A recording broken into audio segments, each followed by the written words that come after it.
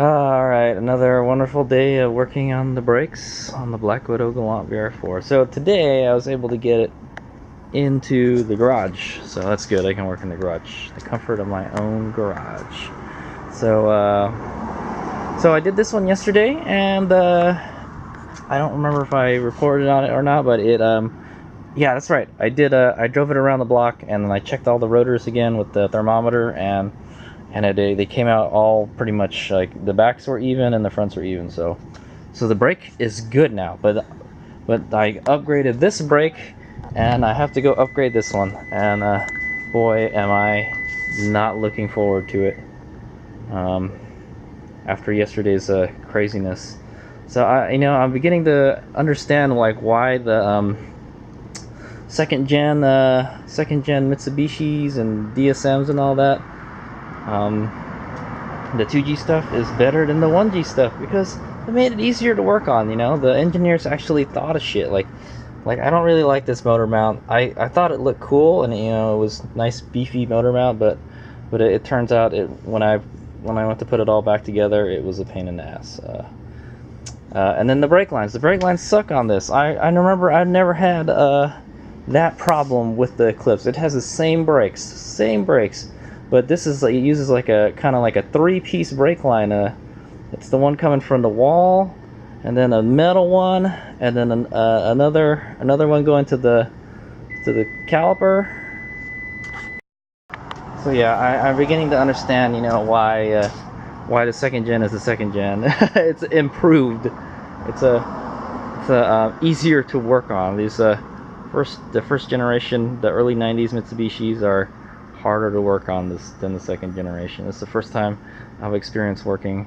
That's not true. I've worked on the 1G before, but yeah, it's the suck. I can understand why they engineered some things certain ways, yeah. So anyway, we're gonna go get to actually before I even take the wheel off. I already got it on the jack stands, all that good stuff. I forgot my light, so I have to go home and get it again. I'm pretty sure I'm gonna need the light. So okay, also today I brought some die grinders with me. I brought an extra Dremel tool and a die grinder. So this is what I'm going to use to grind the I need a square bit, a round bit. There we go. Oh, damn, I don't know. Oh, here we go. This one's new. Yeah, we'll use this. So yeah, we'll just take turns using all of them, because I used this one yesterday, and it was not a happy camper. It was overheating, and it was running out of power.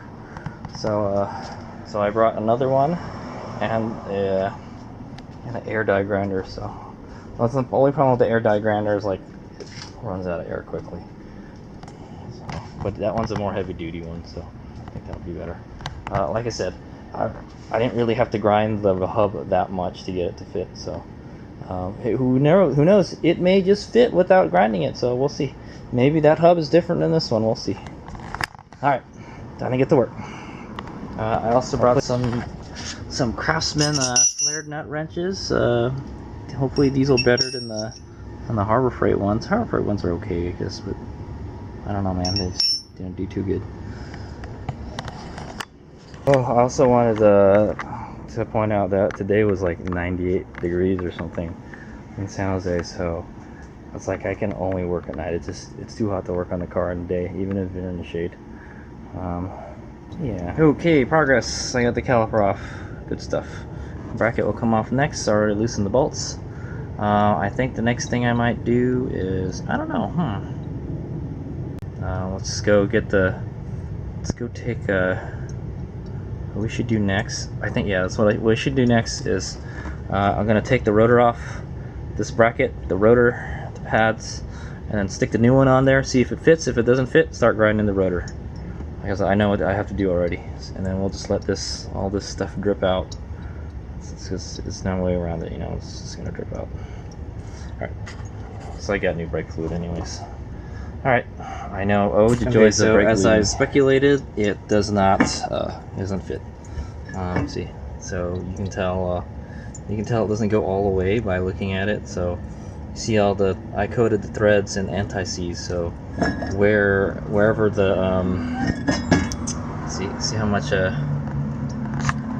you don't even see that part that there's no anti-seize where the rotor is supposed to sit, so it's not going in far enough. So we definitely have to do some grinding. So let's hop to it. Also, you probably want to notice there is a big gap between the rotor and the dust shield. That's a no-go there. That means it does not fit. And remember, I have to go peel the other one back too, so it won't interfere with it. So this is like way off. All right, time to bust out the die grinder. Okay, I got the die grinder all set up. At least I think I do.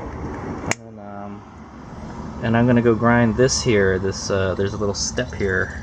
As you can see, it's about, I don't know, 2-3 millimeters, something like that. Just gonna keep on grinding it until I can fit that rotor. All right. Okay, I think I'm about halfway there. Let's see here. I just put it on, but it looks like it's going on lopsided now. So like before it was so tight, like, you know, it won't budge at all, you know. And then now, yeah, it goes on kind of lopsided.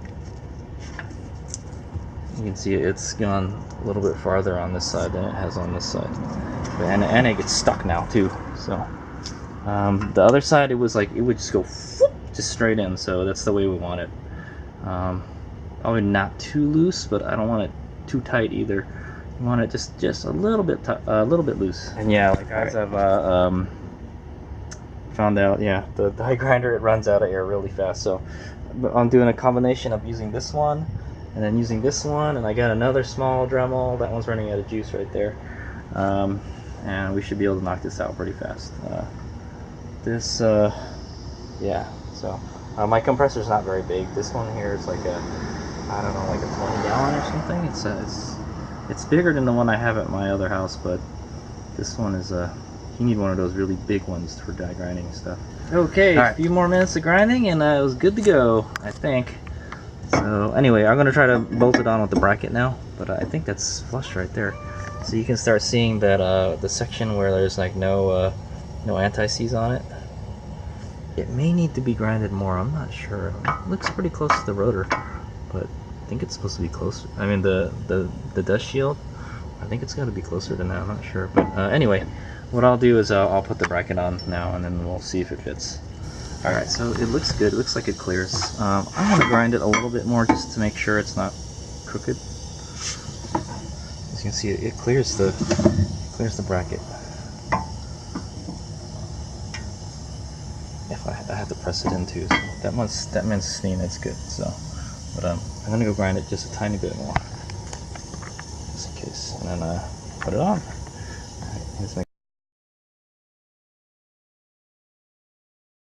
right, okay, so there it is. There's the caliper. I'm pretty sure that is pretty good. That's squared away now. Now I just gotta I gotta swap the brackets and re-grease the pins, and then start putting it on. We're moving a lot faster tonight. It's kind of weird. I don't think that's supposed to be like that. It looks like this caliper is a little bit messed up, but I guess it shouldn't affect it at all. Hopefully, it's not tweaked or anything, but it should be fine. All right, so I'm gonna swap the brackets and grease the pins. Okay, guide pins all lubed up, and the holes are all lubed up.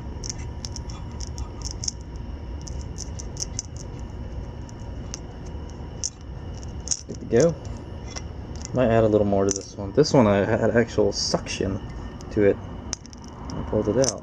So, see, it's not wanting to come out. I don't know if that's a good thing or a bad thing.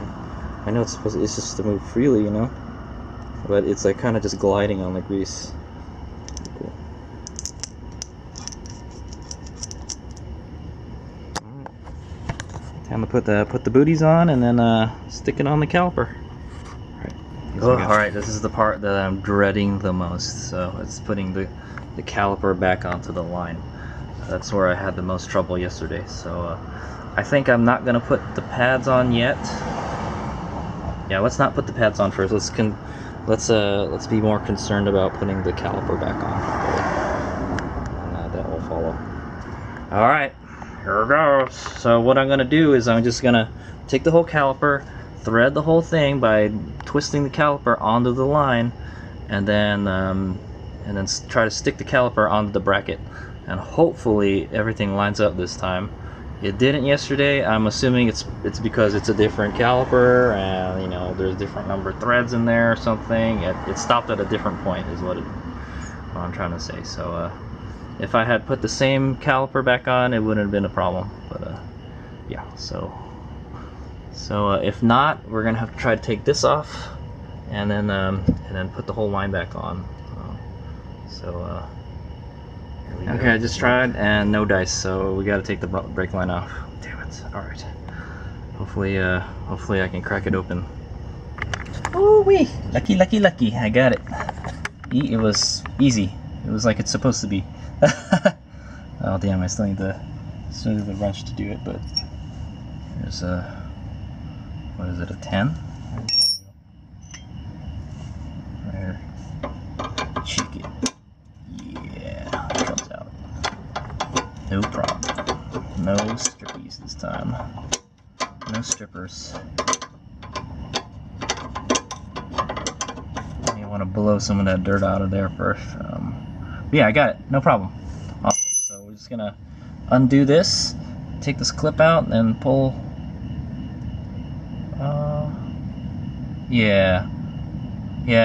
We'll just take this clip out, undo this, and then stick the. Well, I'll thread the brake line onto the caliper first, and then we'll tighten the hydraulic line up there, and then we should be good to go. Wow, talk about easy, man. Yesterday I must have spent like 2 hours trying to crack that one open, and the other one just wouldn't do it. I had to put WD-40. Really, what did it in the end was I kept on trying with the. I took this out, and I was able to take this out, and then I took the line out, the whole metal line out, and then I just what was it?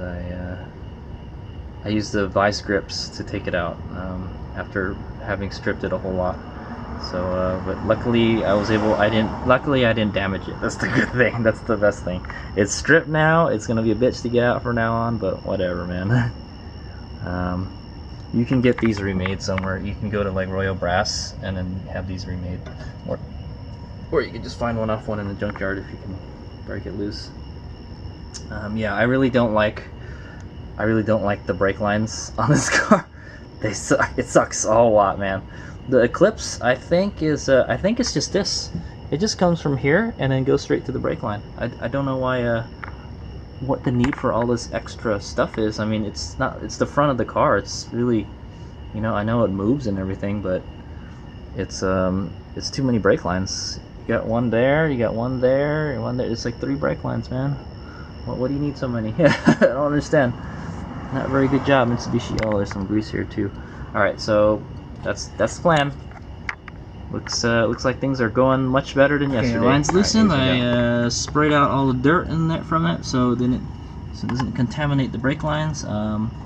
And cool thing is, look at this. If you loosen it enough, the whole line moves. So maybe I can just do it like this, and then and then it'll rotate, you know, and then it'll be all good.